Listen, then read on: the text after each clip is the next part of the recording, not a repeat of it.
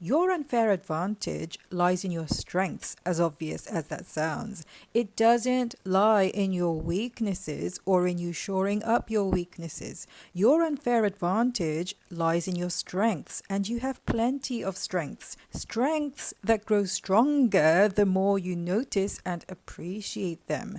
When you appreciate your own strengths, you use them. You use your strengths. You employ them. You make use of them. You avail yourself of them.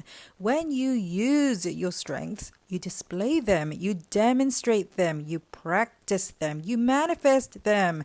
The more you use them, the more they grow stronger. Practice makes perfect. There is no static perfect, but the point is that you continue moving in the direction of your current idea of perfect. The point is that you continue to grow. There is no need to shore up your weaknesses. The practice of singling out, of identifying and recognizing any of your traits as weaknesses or flaws is unnecessary, optional.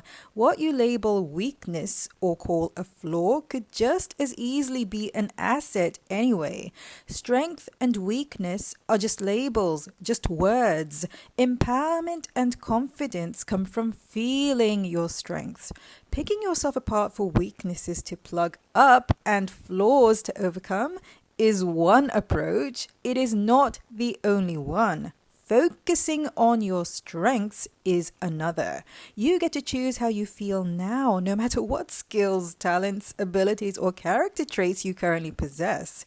You are good at stuff. You are already good at doing them, and you are always getting better. Focusing on your strengths allows you to build upon what you already have, who you already are, and what you already know. You know yourself best. Your edge is your outer border, the boundary of you, what defines you, what holds your essence in, your you-ness, your ness, what makes you you and not someone else. And what are you? Who are you? What is your ness? What is your essence? Who are you really?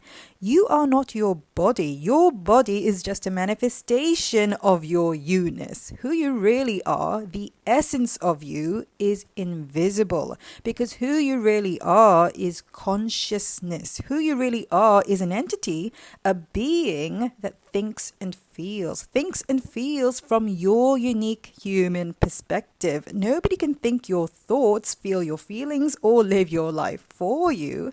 Other people may empathize and speculate and imagine, but they can never truly stand where you stand and perceive exactly as you do. They have their own unique perspectives. They have their own lives. Whatever goals you set for yourself, whatever it is you set your heart upon, your unfulfilled desires are thoughts generated by you. They're your desires after all. Other people have their own desires, their own thoughts. Your capacity to love and understand yourself is your greatest strength. You are the only one who can know what you prefer and what you love, what you appreciate and enjoy at any given moment in time. You are always the first to know when it comes to what you think, what you want, what you believe, because you are the emanator of your own thoughts and feelings. Love transcends reason. You do not need a reason to love. You do not need a reason to desire. Everything you do because you believe doing it benefits you somehow. Everything you think because you believe thinking it benefits you somehow. You want the things you want because you believe having them will benefit you somehow, that they will add value to your experience of life, that they will improve the quality of your life.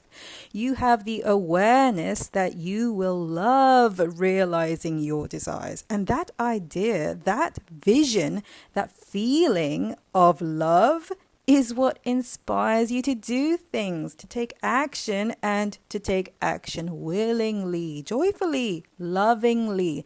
That is why your capacity to desire, to love and appreciate is your greatest strength and your greatest asset. Love is energy. It's what fuels you. Your vision of love, your unfulfilled desires are energy. They offer clarity of direction and momentum. It is easy to move toward that which you love. It is natural. You are capable of loving, of feeling love without the fully realized desire. That's what it is to dream, to enjoy the idea of one day actually experiencing that which you once imagined.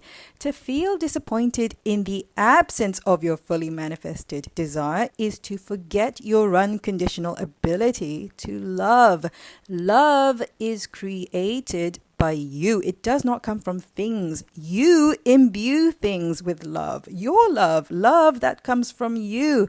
And when you feel disappointment or fear or worry or sadness about not having the things you imbued with your love, you are forgetting where that love came from in the first place. You are forgetting your limitless ability to love.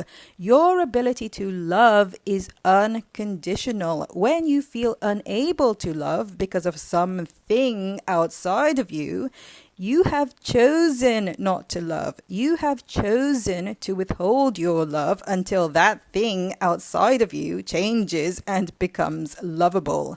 Loving unconditionally means to love because you are a loving being, regardless of whether the subject of your attention is lovable or not. To love unconditionally is to create. When you love unconditionally, you create something from nothing. That's power, that's strength, and it's something inherent within you because you are human, because you are a conscious and feeling being. You are conscious and feeling from your unique personal perspective. The uniqueness of your perspective is what gives you an unfair advantage. No one can be more you than you. To love is to create, and to create is to love. It is natural for you to love. Therefore, it is natural for you to create. You create and manifest, not because manifesting your desires fulfills you, although it does fulfill you. You create and manifest because to love is your nature, and a creator and manifester and lover is who you inherently are.